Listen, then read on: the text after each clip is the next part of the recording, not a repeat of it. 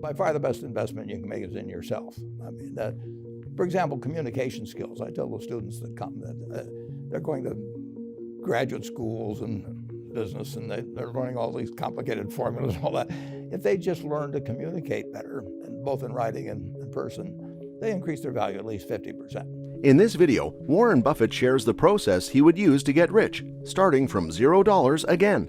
If you get to be 65 or 70 and later, and the people that you want to have love you actually do love you, you're a success. I've never seen anybody that reaches that age. I mean, I'm not talking about somebody that's in extreme poverty or pain or something, but I've never seen anybody that, if they have a lot of people that love them, that is other than happy. And I've seen some very, very wealthy people that they give testimonial dinners to and name schools after and everything.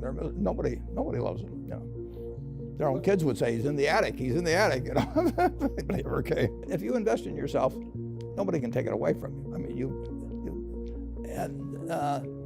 the second thing, which I'll get a certain criticism for not living it, but I do tell those students, you know, that if I gave you a car and it'd be the only car you get in the rest of your life, you take care of it like you can't believe. Any scratch, you'd fix that moment, you'd read the owner's manual, you'd keep a garage and do all these things. And you get exactly one mind and one body in this world. And you can't start taking care of it when you're 50. By that time, you'll have rusted out if you haven't done anything. So you should really make sure that you just remember that you just got one mind and body to get through life with and to do the most with it. The key is to start young. Start as early as possible and watch the power of compounding take place. Start young with smaller companies that will be easier and cheaper to invest in. Buffett advocates investing in oneself. Read books and take courses. Learn about investing. Work at a number of companies to understand how businesses operate. The big thing about it is we started building this little snowball on top of a very long hill. So we started at a very early age in rolling the snowball down. And of course, the snowball, the nature of compound interest is it behaves like a snowball, of sticky snow. And the trick is to have a very long hill, which means either starting very young or living to be very old. I would do it exactly the same way if I were doing it in the investment world. I mean, if I were getting out of school today and I had $10,000 to invest, I'd start with the A's. I would start going right through companies, and I probably would focus on smaller companies because I would be working with smaller sums, and there's more chance that something is overlooked in that arena. And as Charlie has said earlier, it won't be like doing that in 1951 when you could leaf through and find all kinds of things that just leapt off the page at you. But that's the only way to do it. I mean, you have to buy businesses, or little pieces of businesses called stocks, and you have to buy them at attractive prices, and you have to buy them, and you have to buy into good businesses. And that advice will be the same 100 years from now in terms of investing. That's what it's all about. You know, the most important thing, aside from the things I've talked about already, is really who you associate with. You want to associate with people that are better than you are. I mean, basically, you'll go in the direction of the people that you associate with, and you want to have the right heroes.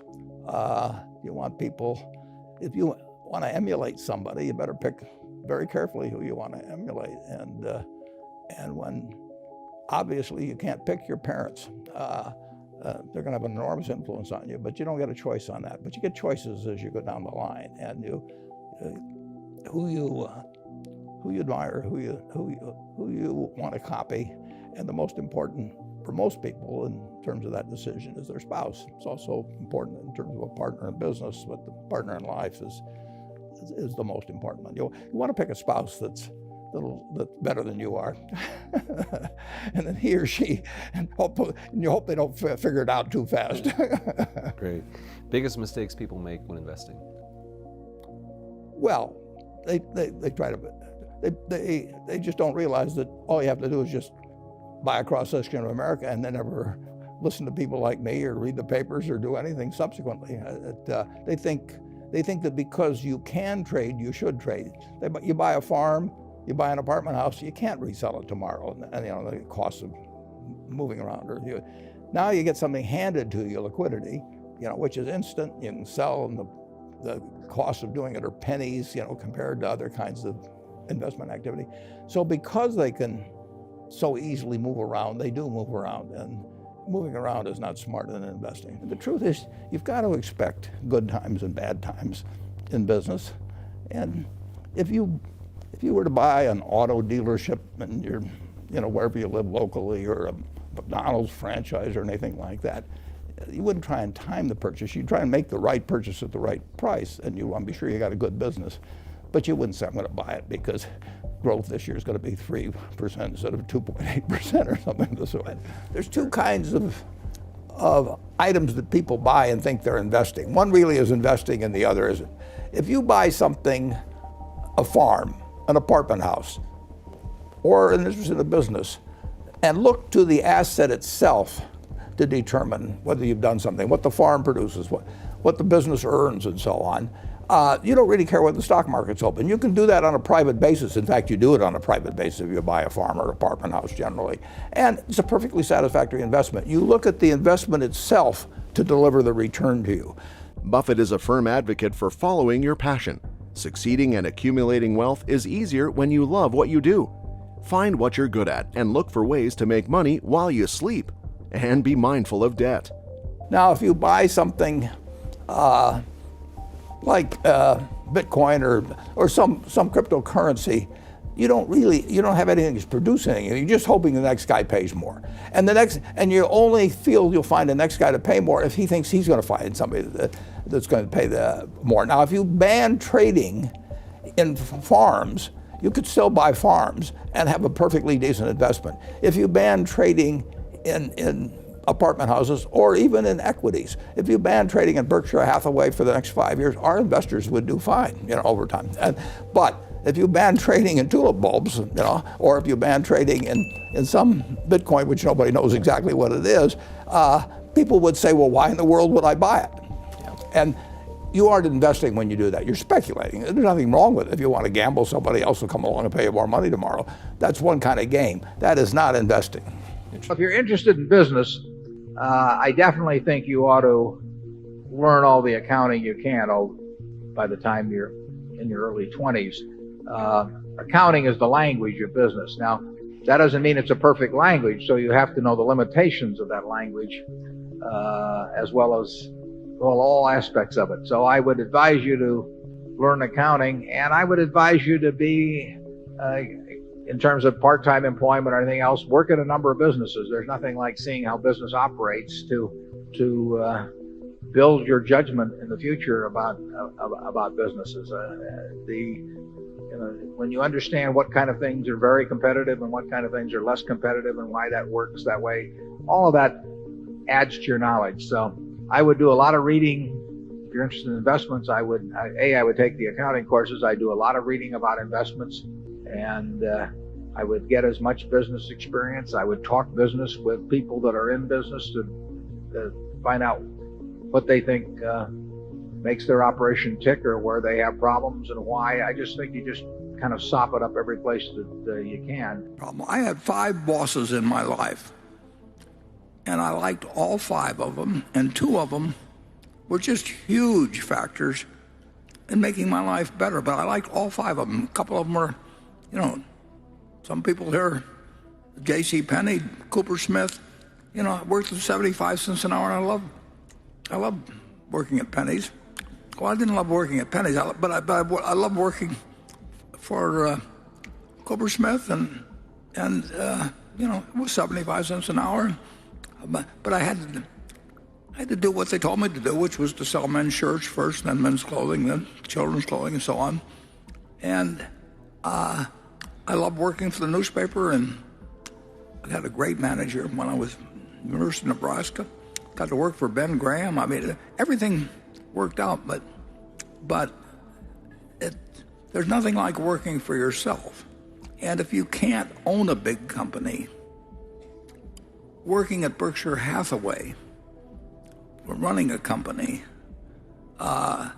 is the closest thing you will get. You don't have to spend time courting analysts who you probably have contempt for. In many cases, you don't have to spend time with banks. getting money, and particularly in terrible times. Yeah, there's all kinds of, you get a lot in the way of freedom that I would think would be meaningful to me. And it might be better if you own the whole place yourself, but maybe you've got siblings that want out. Maybe there's a million reasons why you may not be able to achieve that. If you buy a farm, do you go up and look, every couple of weeks to see how far the corn is up? And, do you worry too much about whether somebody says this is going to be a year of low prices because exports are being affected or anything like that? You buy a farm and you hold it for, I've got one farm that I bought in the 1980s, and my son runs it, but I've been there once, I mean, it doesn't grow faster if I go and stare at it. I can't cheer for it, more effort, or something like that. And I know there's going to be some years when prices are going to be good and some when the prices aren't going to be good. I know there's years when yields will be better than others. But about the farm, and if it just doesn't, I don't care about economic predictions on it or anything of the sort. I do care that over the years it's well tended to, and in terms of rotating crops, and I hope yields get better, which they generally have. In fact, that farm 100 years ago would have probably produced 30 bushels, maybe 35 bushels of corn per acre. And now in a good year, it'd be 200. I mean, we've really made progress in this country. That's one reason commodity prices, if you go back a couple hundred years, they've moved so little, is because we've just gotten better and better at whether it's cotton or whether it's corn or soybeans or all kinds of things. And you and I have benefited from that. Some people are going to get a lot out of advanced education, and some people are going to get very little. And I don't even think it's important that every person go to college at all. I mean, we have all kinds of jobs at 70 or so thousand a year, or 80,000 a year, that college training is not of use. And I actually was not keen on going to college myself. Yeah, my dad kind of jollied me into it. He could get me to do anything. But if they'd had an SAT test in those days, he would have taken the test for me. but because I knew I could have a good time, and I liked investing, and I didn't really feel I could read the books. So I don't, it's a big commitment to take 4 years, and the cost involved, and maybe the loans involved and everything. And I think depending on what your interests are in life, I don't think it's for everybody. I think it's for a lot of people. But there ought to be a reason you're going. And I didn't really see much reason. I think if you're working with a small amount of money, with exactly the same background that Charlie and I have, and same ideas, same whatever ability we have, I think you can make very significant sums. But as soon as you start getting the money up into the millions, many millions, the curve on expectable results falls off just dramatically. But that's the nature of it. When you get up to things you could put millions of dollars into, you've got a lot of competition looking at that, and they're not looking as I did when I started. When I started, I went through the pages of the manuals page by page. I mean, I probably went through 20,000 pages in the Moody's Industrial, Transportation, Banks, and Finance manuals, and I did it twice. And I actually, looked at every business. I didn't look very hard at some. Well, that's not a practical way to invest tens or hundreds of millions of dollars. So I would say if you're working with a small sum of money and you're really interested in the business and willing to do the work, you will find something. If you were, there's no question about it in my mind. You will find some things that promise very large returns compared to what we will be able to deliver with large sums of money. Well, it's a long-term investment, and if you own the best auto dealership in town, the best brand, and you had somebody good running it, you wouldn't drop by every day and say, how many people have come in today, or, I think interest rates are going up a little, maybe it'll slow down our sales or anything. No, you buy it knowing there's 365 days a year, and you're going to own it for 20 years, so that's 7,300 days, and things are going to be different from day to day and year to year. You shouldn't buy it if the day-to-day stuff is important. The biggest mistakes are the ones that actually don't show up. They're the mistakes of omission rather than commission. We've never lost that much money on any one investment, but but it's the things that I knew enough to do that I didn't do. We have missed profits of as much as, maybe $10 billion in things that I knew enough to do and I didn't do. Now, the fact I didn't buy Microsoft way back is not a foregone opportunity because I didn't know enough to make that decision. But there have been other investments where I did know enough to make the decision, and for one reason or another, I either didn't do it at all or I did it on a small scale. I was sucking my thumb when I should have been writing checks, basically. And those don't show up. There's no place where it shows missed opportunities, but I've missed some big ones. I will take a person graduating from college, and assuming they're in normal shape and everything, I will be glad to pay them, probably $50,000 for 10% of all their earnings for the rest of their lives. Well, if I'm willing to pay them 10% for $50,000 for 10%, that means they're worth $500,000 if they haven't got a dime in their pocket, as long as they've got a good mind and a good body. 70 years ago, I was in high school, almost a third as long as the country has been around. And when I was in high school, I really only had two things on my mind: girls and cars. and I wasn't doing very well with girls, so we'll talk about cars. But let's just imagine that when we finish, I'm going to let each one of you pick out the car of your choice. Sounds good, doesn't it? Pick it out, any color, you name it. It'll be tied up with a bow, and it'll be at your house tomorrow. And you say, well, what's the catch? And the catch is that it's the only car you're going to get in your lifetime. Now, what are you going to do knowing that that's the only car you're ever going to have and you love that car? You're going to take care of it like you cannot believe. Now, what I'd like to suggest, you're not going to get only one car in your lifetime, but you're going to get one body and one mind, and that's all you're going to get. And that body and mind feels terrific now, but it has to last you a lifetime.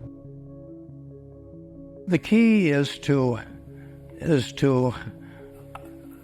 certainly, in terms of your personal life, the most important decision you'll make is the spouse that most of you will likely have.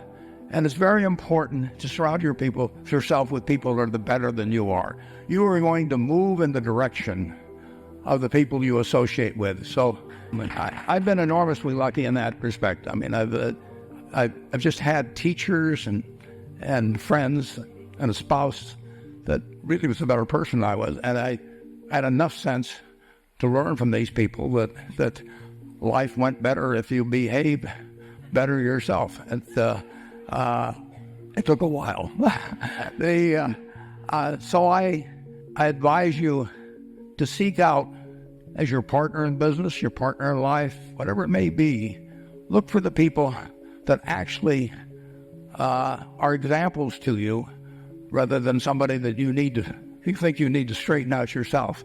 And simple rules like that: delighting customers, working through other people, associating with people that will cause you to move in a better path than you might otherwise have. They will take you so far in life that it's hard to believe. You're going to get help by some wonderful people in life. It's a great thing to remember later on when you get to be my age, that all the help you've received from different people, because nobody does it alone. Obama got in trouble when he said that in the campaign, that nobody does it by themselves. Nobody does do it by themselves. We all sit in the shade of trees that were planted by others. So it's obligatory, I think, to plant a few trees ourselves if we've had good luck. It took me 5 years. I had to save $120. It took me 5 years to get the $120 to buy a stock, 3 shares of City Service Preferred when I was 11. My dad originally was in the investment business. He really wasn't very interested in it, but I would go down on Saturday morning and he had these books there in the office, and I read all those, and then I went to the Omaha Public Library, and I read every book on investments in the Omaha Public Library by the time we moved to Washington. And then when we got here, I had the Library of Congress. Did you get through all those? Oh, I read everything, and I just found it fascinating, and incidentally, I find it fascinating today. I mean, it's an activity. If you're you're a baseball player or something, your legs may go or something. Well, my legs have long gone, but it doesn't make any difference in what I do. So it's, I literally have as much, I always have had fun working, but I have as much fun now as I've ever had in my life. I mean, I work with people I love doing what I love, and it just doesn't get any better.